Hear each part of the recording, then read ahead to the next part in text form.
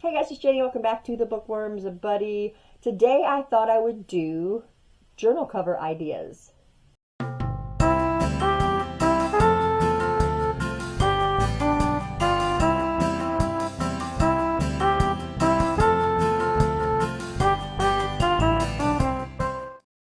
So I've had several people asking me, how do you know where to start? What do you use? Where do you go to even begin making a junk journal? And you have to start with the covers. This was a tricky one for me as well when I first started doing junk journals. And I first started doing junk journals back in October when I made my very first bookmark junk journal.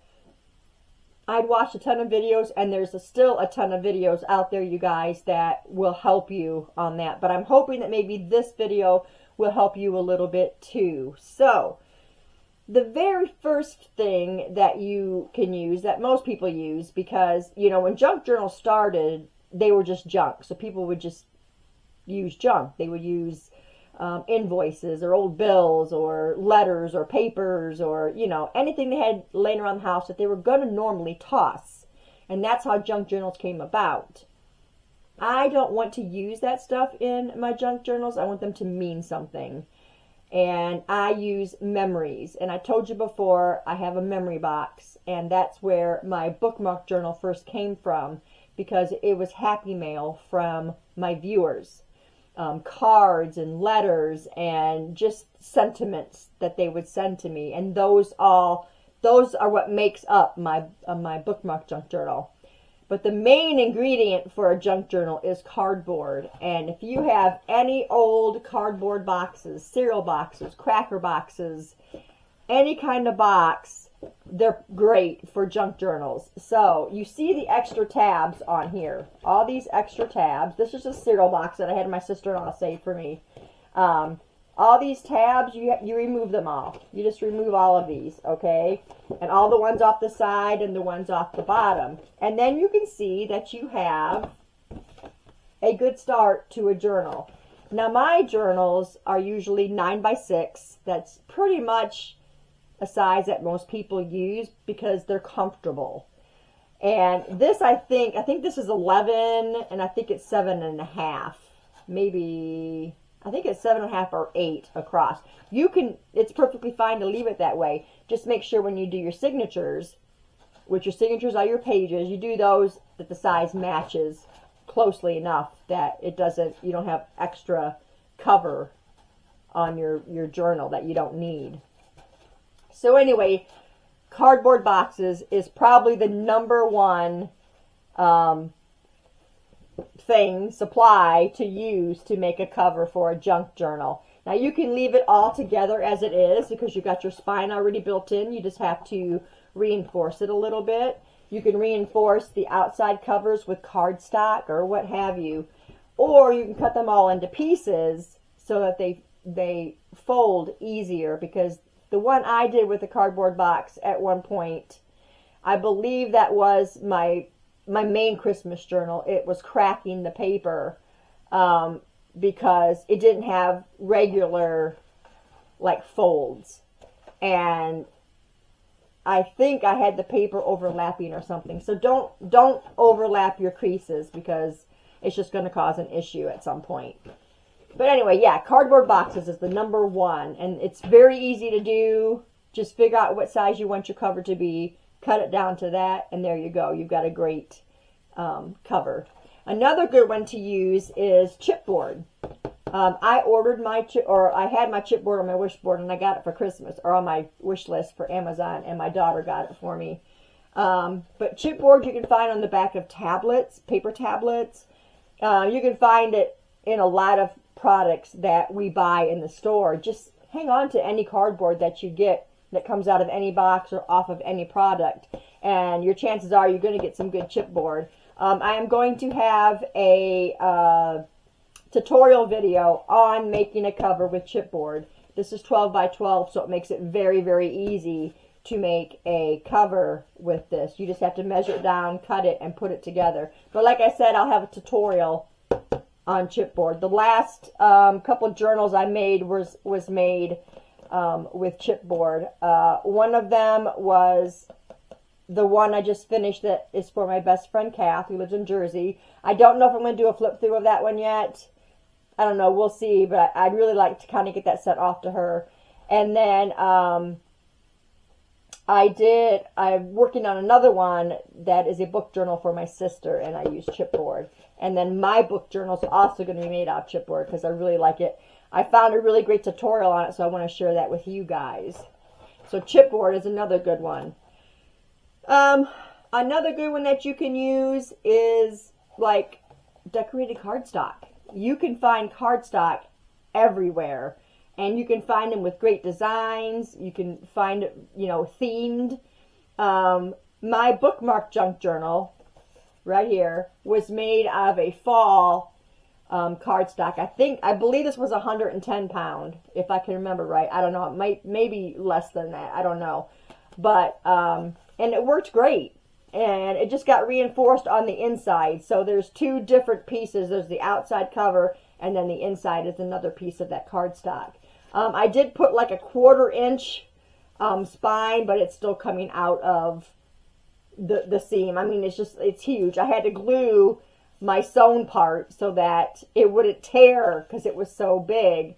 You don't realize how big it can get, so pay attention to that. If you use cardstock in this method, then you're only going to get one signature in there. This could have been 2 signatures, and like I said, it was my very first junk journal.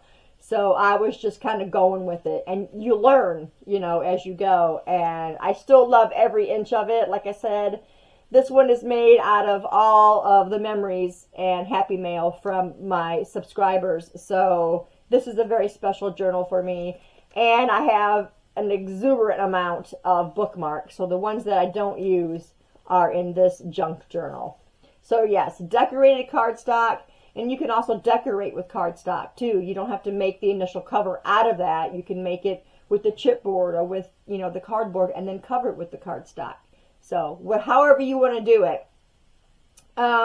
Another good one is file folders. And I learned this one from Gayle. I will link her channel below. And this was a file folder, or envelope, the manila envelopes. And it was a tutorial of covering it with tissue paper, and that's what this orange part is, the tissue paper.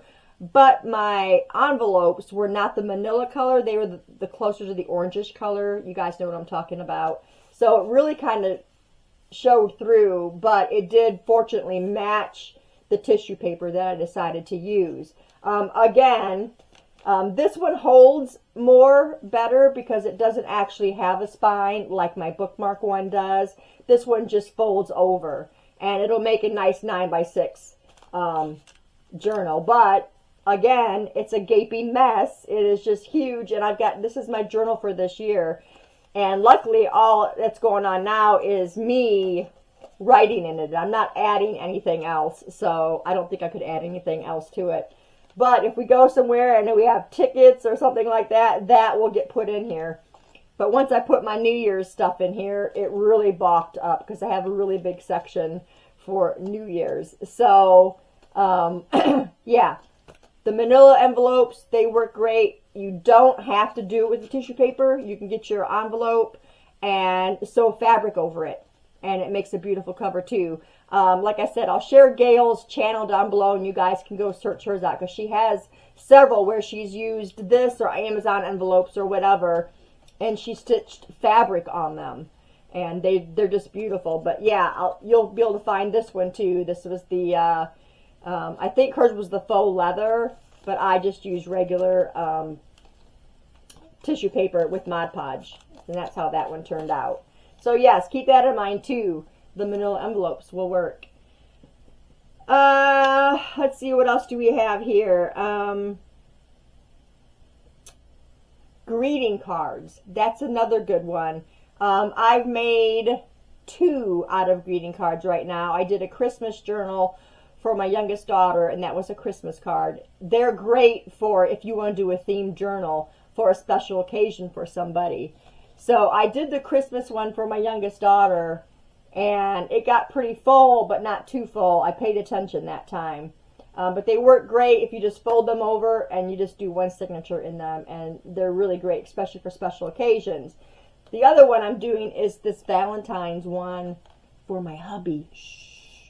And it's not too bad right now. It's pretty good. I don't have to add a whole lot more to it. I really can't. This is going to be something that we can use for the entire year. Just, you know, to celebrate our marriage and being together for almost 24 years. It'll be 24 years in March. And so I wanted to do something significant for that. And this was actually a birthday card that he had gotten me years ago. And I thought it was a Valentine's card, you know, because the hearts are on there. But the sentiments on the inside say happy birthday. So it was a birthday card. But yeah, greeting cards are fantastic, especially if you want it for a special occasion.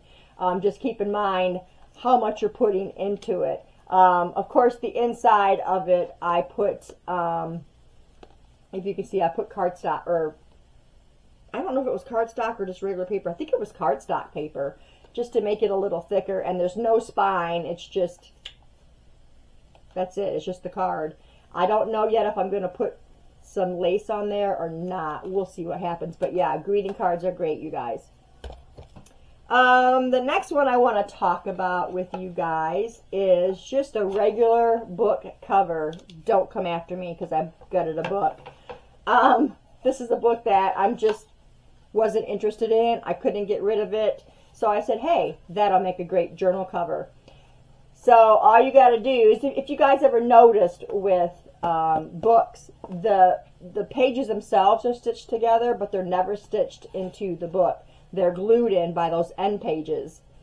And all you got to do is slice down that. If you guys want to see a tutorial on that, just let me know and I'll do one. But one of the end pages you use, you can put down the center and you can't even tell that it was a gutted book, you know, because it's not really very pretty after you take the pages out, because it's just bare open. And these spines aren't very strong. So you need to reinforce it. And one of the good ways to reinforce it is with the end page. Just stick it in there and it makes it a lot more tough. So then you can just decorate it however you want, because obviously there's initials on the front. I wouldn't want that on my journal. But yeah, you can just decorate this however you want to decorate it. And it works great for a journal cover. So keep that in mind. Like I said, if you want to see a tutorial on that, either look it up on the internet or I can do a tutorial on gutting one. Okay, and I think the last one I've got here to talk about is an altered book. Now, an altered book, I don't really enjoy doing an altered book, but I wanted to mention it anyway. In an altered book, you use the pages that you have in the book, but you tear out a certain amount of pages and then you glue the two on either side of that together, and that's how you form your pockets and such. And if you don't do it right, which I didn't do this one right, you gotta do a few pages in the front and then you glue a few. Otherwise, everything will pull to one side or the other. So you gotta do here and then go over here and do this. Otherwise, it's just not going to work out. It makes your pages pull and they fold up and all kinds of stuff. So for my preference, I prefer not to do an altered book. I am halfway through this one though.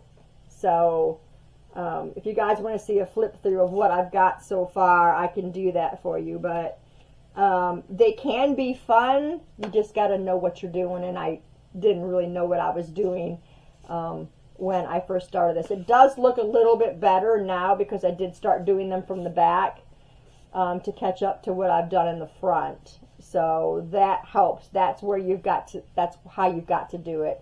I found that out after the fact, and yeah, so now I don't know if I'll ever finish this. We'll see, but it just seems, I don't know, it's just kind of different for me because it's not really, you know, yours from start to finish. And I really like to be able to make my cover and sew my pages in. This is just not, I mean, you can decorate it to how you would decorate, but you don't have as many choices, we'll just say that. So yeah, there's the altered book. If you guys want to see a flip through so far, let me know and I will do a flip through on that. But those are all the ideas, guys, that you can use to make a journal cover. So you've got cardstock. You've got cardboard boxes, which one of my Christmas journals, this one right here, was made with a cracker box. I made that with a cracker box, and it did pretty well. I ended up giving it 2-inch spine. So yeah, cardboard boxes, chipboard. You can find those on the back of any kind of tablets, legal pads, or anything that's got the loose paper on it probably has chipboard on the back. Also, like I said, greeting cards are great. Manila envelopes are fantastic. And then you got your regular book covers, and then you got your altered books. So if you want to take on an altered book, there's plenty of tutorials on altered books as well. So check all those out, guys, and see if there's anything there that, you know, you can use or you might want to start your journal with. If you guys have any questions, leave them down in the comments below, and I'll do my best to answer them. But thanks, guys. That's all I got for you today. Like I said, I will have a tutorial soon on the chipboard method that I find works the very best on making covers. But thanks, guys, for staying tuned, and I'll see you in the next video. Bye.